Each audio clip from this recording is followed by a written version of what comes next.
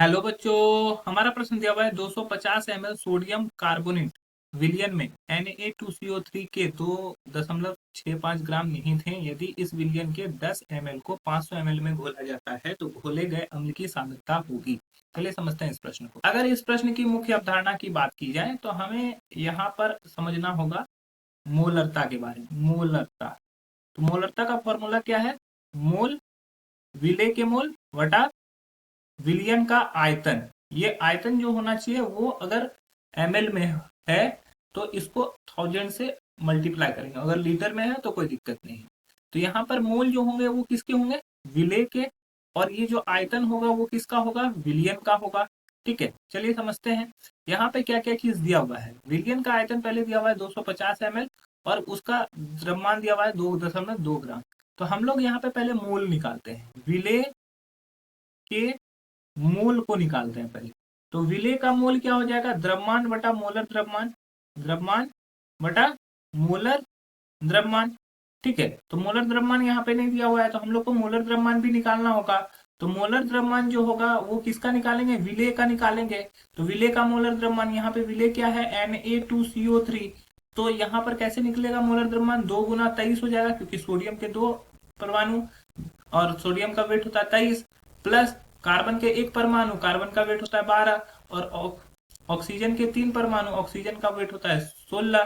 तो ये हो जाएगा 46 प्लस 12 प्लस 48, तो ये हो जाएगा 106 ग्राम पर मोल। ठीक है, और यहाँ पर क्या है कि अब हम लोग मोलर द्रव्यमान निकाल लिया, द्रव्यमान दिया हुआ है। तो विलेय का मोल जो निकलेगा वो कितना निकल जाएगा? विलेय के मोल ये हो जाएगा 2.65 ग्राम बटा 106 ग्राम प्रति मोल। तो ये जो निकल जाएगा वो निकल जाएगा ऑलमोस्ट 0.025। ठीक है, तो ये मोल निकल गया। अब हम लोग को मोलरता निकालनी है। तो मोलरता का फॉर्मूला तो हम लोग देख ही लिए हैं कि मोल बटा आयतन। मोल कितना निकल गया? 0.025, और आयतन कितना दिया हुआ है? 250। ठीक है, और यहाँ पे 1000 से गुना करना पड़ेगा चूंकि ये ml में है। तो अगर इसको हम लोग सॉल्व करेंगे ये निकल जाएगा 0.1 m। ठीक है, मोलरता हमारा निकल गया। अब बोला गया है कि यदि इस विलियन के 10 ml को 500 ml में घोला जाए तो घोलों की अम्ल की सांद्रता देखो। तो क्या हुआ कि पहले V1 जो हो था वो 10 ml था और V2 जो हो गया वो 500 ml हो गया। ठीक है, तो चूंकि आयतन बदलने से हम लोग का मोल नहीं बदलता है, तो एन जो मोल क्या होगा? मोल नियत रहता है।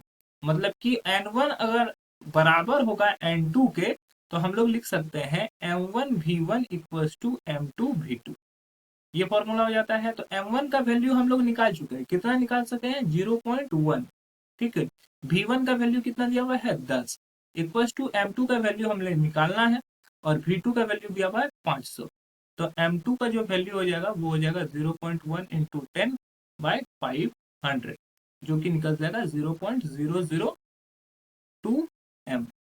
तो हमारा जो M2 का वैल्यू निकलेगा वो हो जाएगा 0.002 m, जो कि ऑप्शन डी में दिया हुआ। तो ऑप्शन डी सही हो जाएगा, अन्य ऑप्शन गलत हो जाएंगे। आशा है कि यह प्रश्न आपको समझ में आया होगा। धन्यवाद।